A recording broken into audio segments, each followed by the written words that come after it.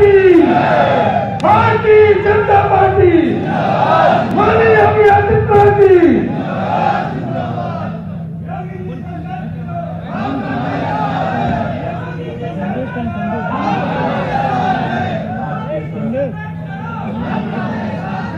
सामाजिक सम्मेलन में बैठ जाओ यार सब लोग।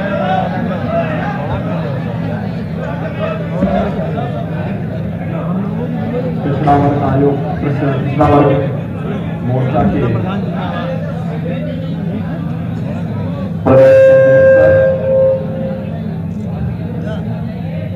प्रदेश के अध्यक्ष श्री नरेंद्र कश्यप जी, प्रदेश महामंत्री पिछड़ा वर्ग मोर्चा श्री रामचंद्र सिंह प्रधान जी, बैठ जाओ। उत्तर प्रदेश सरकार में मेरे सहयोगी मंत्रीगण डॉक्टर महेंद्र सिंह जी, अनिल राजभर जी, प्रदेश महामंत्री श्रीमती प्रियंका सिंह रावत जी, प्रदेश उपाध्यक्ष श्री ब्रज बहादुर जी, दयाशंकर ठाकुर जी, संपादक विधान केसरी श्री विनेश ठाकुर जी, उपाध्यक्ष पिछड़ा वर्ग आयोग श्री हीरा ठाकुर जी, चेयरमैन जिला सहकारी बैंक फिरोजाबाद श्री मुकेश धामा जी, उपस्थित सभी भाइयों बहनों,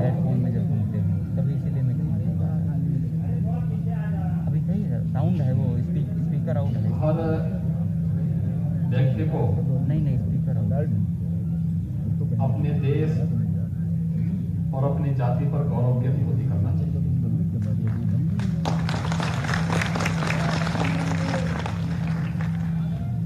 लेकिन जातिवाद से बचते हुए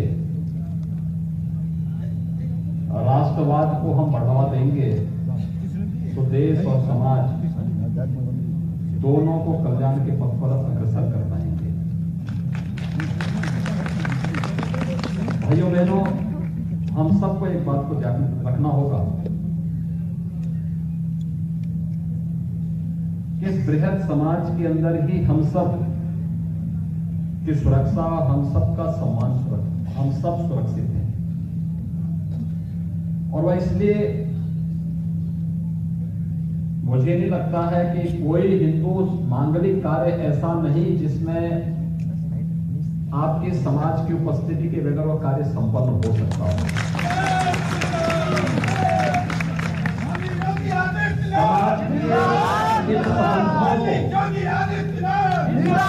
हमने कभी पहचानने का प्रयास किया होता तो संभवतः हम अपने महत्व पर आगे कार्य करते हैं। और इसीलिए मैं आज के इस अवसर पर आप सबका आह्वान करूंगा, स्वर्गीय कर्पूरी ठाकुर जी का नाम देश की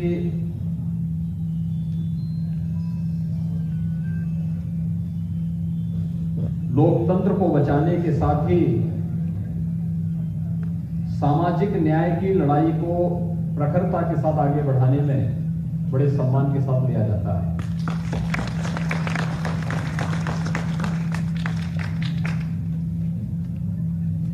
उन्नीस 1975 में जब कांग्रेस ने देश के अंदर इमरजेंसी थोपी थी तो उस समय स्वर्गीय कर्पूरी ठाकुर जी को कुछ समय के लिए गोरखपुर में गोरखनाथ मंदिर में रुकना पड़ा था, क्योंकि लोकतंत्र को बचाने के लिए जिस अभियान के साथ वो जुड़े थे उस अभियान के क्रम में। लेकिन जब ये चीजें सामने आने लग गई कि अब यहाँ पर रहना उनके लिए सुरक्षित नहीं होगा क्योंकि सरकार उनके पीछे पड़ी थी, तो फिर सुरक्षित हुए नेपाल की तरफ वहां से प्रस्थान किए थे। और इमरजेंसी के खिलाफ देश को लोकतंत्र को बचाने के लिए जो योगदान उस कालखंड में उन्होंने किया, सामाजिक न्याय की जिस लड़ाई को लड़ने के लिए उन्होंने बिहार के अंदर एक नेतृत्व दिया था, वह अभूतपूर्व है, अभिनंदनीय है। हम सबको उस लड़ाई के साथ आगे बढ़ना होगा।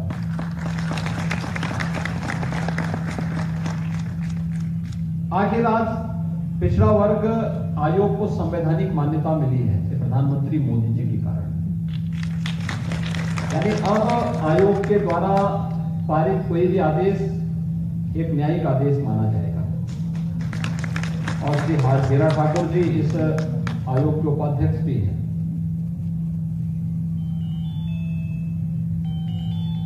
ईश्वर ने आपको बुद्धि दी है, हुनर भी दिया है, और उसका उपयोग करके कैसे हम बेहतर तरीके से आगे कार्य कर सकते हैं, उसके बीच से रास्ता निकालने की आवश्यकता है। याद रखना,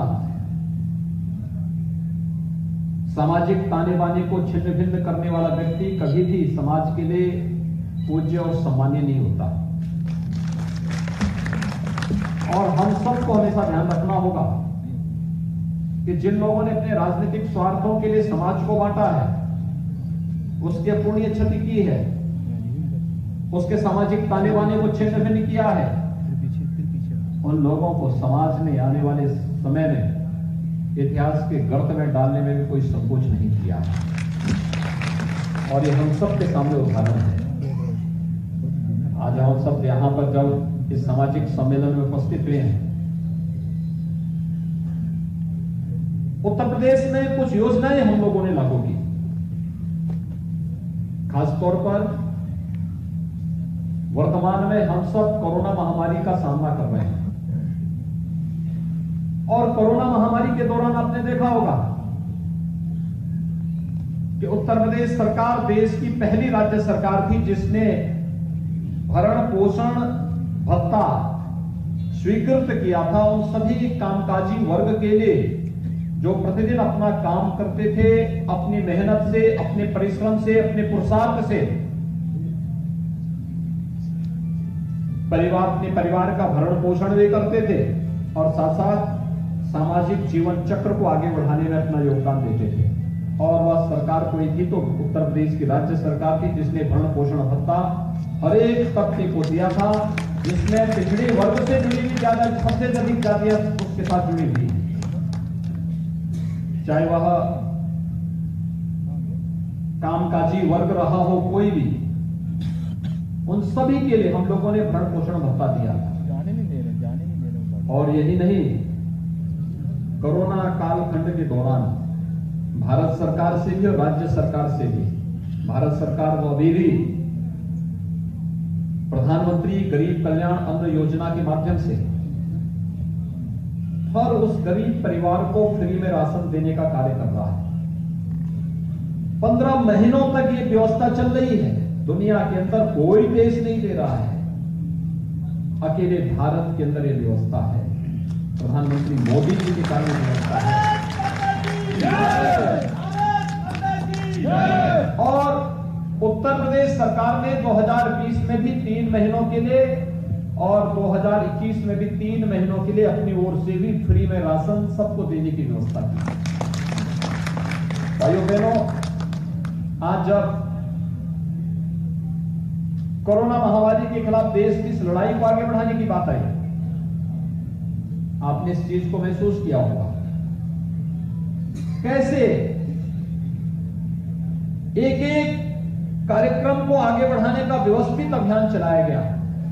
मोदी जी के नेतृत्व में, उनके मार्गदर्शन में पूरे देश ने, आज जब हम यहां पर इस सामाजिक सम्मेलन में उपस्थित हुए हैं, तो भाइयों बहनों, हमें इस बात पर गौरव की अनुभूति करनी चाहिए कि इस देश के पास एक यशस्वी प्रधानमंत्री है, और मोदी जी के नेतृत्व में आज देश 100 करोड़ लोगों को एक एक वैक्सीन का डोज देने वाला दुनिया का पहला देश होगा। सबको वैक्सीन, फ्री में वैक्सीन, ये फ्री में वैक्सीन और सबको वैक्सीन। याद करिए, इससे पहले भी बीमारियां आती थी, महामारी नहीं होती थी, बीमारियां आती थी, वैक्सीन नहीं बन पाता था। दवा नहीं आ पाती थी, लोग मरते थे, सरकारें देखने के लिए नहीं जाती थी। समाजवादी पार्टी की सरकार थी, गोरखपुर के बीआरडी मेडिकल कॉलेज में एक ही वर्ष यानी एक कुछ ही 2 महीनों के अंदर 1500 बच्चों की मौत हुई थी इंसेफ्लाइटिस से। उनके मुख्यमंत्री देखने के लिए नहीं गए। वे समाजवादी पार्टी के एक नेता के घर में मांगलिक कार्यक्रम में भाग लेने के लिए गए, लेकिन जो मासूम बच्चे गोरखपुर के बीआरडी मेडिकल कॉलेज में मर रहे थे उनको देखने के लिए नहीं गए। ये संवेदनहीनता थी। कांग्रेस की सरकार रही हो, सपा की सरकार रही हो या बसपा की सरकार, इन्होंने जातिवाद के नाम पर सामाजिक ताने बाने को छिन्न भिन्न करके प्रदेश को दंगों की आग में झोंकने का तो कार्य किया था, लेकिन किसी गरीब के साथ, किसी कमजोर के साथ कभी खड़े नहीं हुए। अपने सत्ता स्वार्थ के लिए इन लोगों ने प्रदेश को माफियाओं के सामने गिरवी रखने का काम किया था। और आज आप सबके आशीर्वाद से जब प्रदेश के अंदर भारतीय जनता पार्टी नेतृत्व की सरकार बनी, न केवल सुरक्षा की पुख्ता इंतजाम करने की व्यवस्था हुई है, आज कोई माफिया सिर उठा करके नहीं चल सकता है। कोई माफिया प्रदेश के अंदर सिर उठा करके नहीं चल सकता है। दुस्साहसिक तरीके से किसी गरीब की, किसी व्यापारी की संपत्ति पर कब्जा नहीं कर सकता है, और अगर करेगा तो उसे मालूम है उसके बाद के फिर परिणाम क्या होने जा रहे हैं, उसके बाद के परिणाम भी मालूम है। आज समाज के हर तबके को उसके अनुसार शासन की योजनाओं के साथ जोड़ने का कार्य हो रहा है। फ्री में मकान देने की कार्रवाई हो, हर घर में शौचालय बनाने की कार्रवाई हो, हर घर में रसोई गैस के सिलेंडर उपलब्ध करवाने का कार्य हो, हर घर में सौभाग्य योजना के अंतर्गत बिजली के निःशुल्क कनेक्शन देने के कार्य हो, हर परिवार को 5 लाख रुपए की सामाजिक स्वास्थ्य सुविधा की प्रतिवर्ष गारंटी देने की बात हो। ये योजनाओं में कहां भेदभाव किसी के साथ है? योजनाओं का लाभ तो सबको मिल रहा है। आखिर 4 बार समाजवादी पार्टी के मुख्यमंत्री थे, इन लोगों ने ये 5 लाख रुपए की स्वास्थ्य बीमा का कवर क्यों नहीं दिया? क्यों नहीं दिया उन्होंने? हर गरीब को मकान क्यों नहीं दिया? समाजवादी पार्टी के पदाधिकारी को मकान आवंटित होते थे, लेकिन किसी गरीब को मकान नहीं मिलता था, किसी गरीब को शौचालय नहीं मिलता था, बिजली के कनेक्शन नहीं मिलते थे। कांग्रेस के राज में रसोई गैस के लिए हाहाकार मचती थी। एक रसोई गैस, किसी को अपनी लड़की की शादी में रसोई गैस कनेक्शन अगर देना होता था, 25,000 रुपए तो उसको पहले उस खरीदने में लगते थे। और फिर रसोई गैस के लिए अगर कहीं जाना हो, सिलेंडर समाप्त हो गया और रसोई गैस समाप्त हुई, सिलेंडर के लिए कहीं हो तो सिलेंडर तो नहीं मिलता था, पुलिस की लाठियां जरूर मिलती थी। ये तो कांग्रेस के समय में होता था। भाइयों बहनों, जिन मासूम लोगों की मौतें होती थी बीमारियों से, तब महामारी नहीं थी, लेकिन ये लोग मौन बने रहते थे। तब प्रदेश में माफिया हावी था। पार्टी विशेष के लिए कांग्रेस की सरकार रही हो, समाजवादी पार्टी की रही हो या बसपा की सरकार रही हो, जो भी सरकारें रही हो, इन सरकारों के समय में गरीब को त्रस्त किया जाता था, आम नागरिक को जबरन परेशान किया जाता था। सार्वजनिक संपत्तियों पर, गरीबों की संपत्ति पर, व्यापारियों की संपत्ति पर माफियाओं से कब्जा करवाया जाता था और प्रशासन को गिरवी रख करके, उनके सामने गिरवी रख करके हर प्रकार से उन्हें प्रताड़ित किया जाता था। लेकिन भाइयों बहनों, आपने बदलते हुए उत्तर प्रदेश को देखा होगा और बदलते हुए भारत को भी पिछले 7 वर्षों के अंदर देखा है। ये महामारी है। दुर्भाग्य से अगर ये महामारी कांग्रेस की सरकार के समय आया होता, क्या होता? भाई बहन पिटली भाग गए होते, भारत में नजर नहीं आते।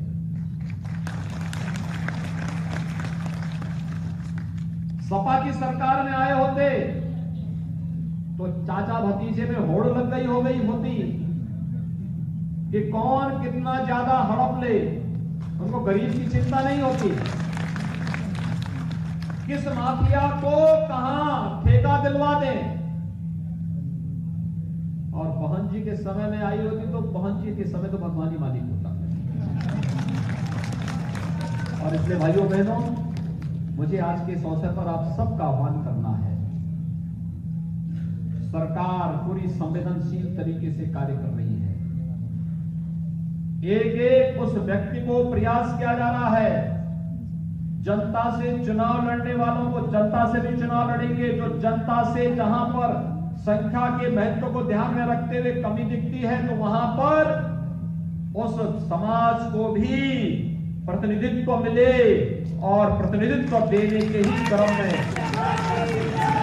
सरकार के द्वारा प्रयास हो रहा है। मिलेगा सबको, इंतजार करने की आवश्यकता है। हाँ, किसी का कल हुआ होगा, किसी का आज हो रहा होगा, किसी का आने वाले कल में भी होगा। लेकिन मोदी राज में कोई अपने को विकसित महसूस न करे।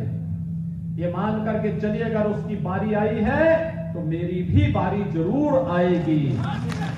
अटूट निष्ठा, नेतृत्व के प्रति अटूट निष्ठा आज महत्वपूर्ण है। और मैं बार बार इस बात को कहता रहा हूं, बार बार इस बात को मैं कहता रहा हूं कि हम सबको उस अटूट निष्ठा पर विश्वास करना होगा कि मोदी है तो। आज आप देख रहे होंगे पूरे देश के अंदर पहले भारत को लोग दुनिया की ताकतें आंखें दिखाती थी। चीन घुसपैठ करता था, पाकिस्तान घुसपैठ करता था। और आज उस समय सरकारें क्या कहती थी? कुछ मत बोलो, संबंध खराब हो जाएंगे। यानी देश की कीमत पर वे लोग अपने संबंधों को बनाने में विश्वास करते थे।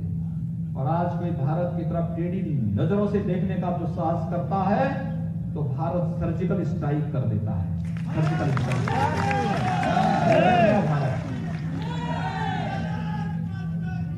अपने देश पर गौरव की अनुभूति करना, नेतृत्व के प्रति असीम सम्मान का भाव रखना और फिर जातीय स्वाभिमान और राष्ट्रीय स्वाभिमान की रक्षा करने के लिए आगे बढ़ करके मिल करके काम करना। क्योंकि सामाजिक समन्वय और समरसता ही हम सबको सम्मान भी दिलाएगा, स्वावलंबन के मार्ग पर अग्रसर करेगा और भारत को दुनिया की एक महाताकत के रूप में स्थापित करेगा। अन्यथा जो लोग भारत को महाताकत के रूप में स्थापित नहीं होने देना चाहते, वे लोग जातिवाद का जहर घोल करके दंगाइयों को, माफियाओं को आपके ऊपर हावी करवा करके फिर हर एक व्यक्ति को तबाह करने की साजिश रचने का कुत्सित प्रयास कर रहे हैं। ये लोग किसी भी हद तक जाकर के, आपने देखा होगा अभी हाल ही में एक दल के साथ मिलने के लिए कौन आया था? उमर खालिद का बाप, जो कहता है कि भारत मेरे टुकड़े होंगे। वह व्यक्ति समाजवादी पार्टी के अध्यक्ष से मिलने के लिए आता है और उनको आश्वस्त करता है, चिंता मत करो, हम साजिश रच रहे हैं समाजवादी पार्टी के लिए। आप उम्मीद करिए ये लोग आएंगे तो क्या करेंगे? इनसे उम्मीद क्या की जा सकती है? पर्व और त्योहार आता था तो पिछली सरकारों में दंगे शुरू हो जाते थे, बड़े बड़े दंगे होते थे, सारा धंधा चौपट। पर्व और त्योहारों में कर्फ्यू लग जाता था। आज कोई पर्व और त्योहारों में दखल देने का कुछ सही प्रयास कर पाएगा क्या? आपको तो मालूम है विजयादशमी में आपने देखा होगा शांतिपूर्ण तरीके से सारे कार्यक्रम संपन्न हुए, कहीं कोई दिक्कत नहीं हुई। दीपावली आ रहा है, बहुत भव्यता के साथ दीपावली का आयोजन होगा। कल हम लोग प्रयाग वहां कुशीनगर में थे, भगवान बुद्ध की, तथागत बुद्ध की महापरिनिर्वाण स्थली में आदरणीय प्रधानमंत्री जी आए थे। कुशीनगर को अंतर्राष्ट्रीय वायु सेवा के साथ जोड़ा गया। श्रीलंका की पहली फ्लाइट आई, 115 लोग, वहां के कैबिनेट मंत्री भी आए थे, वहां के सांसद भी आए थे। और लगभग 112 के आसपास वहां के वरिष्ठ बौद्ध भिक्षु भी आए थे। उन्होंने वहां पर दर्शन किया, कार्यक्रम हुआ और प्रधानमंत्री जी ने 1.5 लाख से अधिक की भीड़ को संबोधित भी किया कुशीनगर में। कितना उत्साह था लोगों के मन में, कितना विश्वास है लोगों के मन में। क्या इससे पहले इस प्रकार का उत्साह रहता था? पहले तो एक परिवार के मन में उत्साह होता था और ये उत्साह इस बात का होता था कि वे कितना लूट ले रहे हैं, उस परिवार के लिए कितना लूट ले रहे हैं। उनके लिए उत्तर प्रदेश नहीं, आज तो बिजली सबको मिल रही है। पहले बिजली 1 या 2 जिलों के लिए बंधक बना दी गई कि इसके अलावा कहीं नहीं मिलेगी। आज भारतीय जनता पार्टी के लिए, प्रधानमंत्री मोदी जी के लिए देश की 135 करोड़ की जनता ही उनका परिवार है। हमारे लिए 25 करोड़ का उत्तर प्रदेश की जनता ही हमारा परिवार है।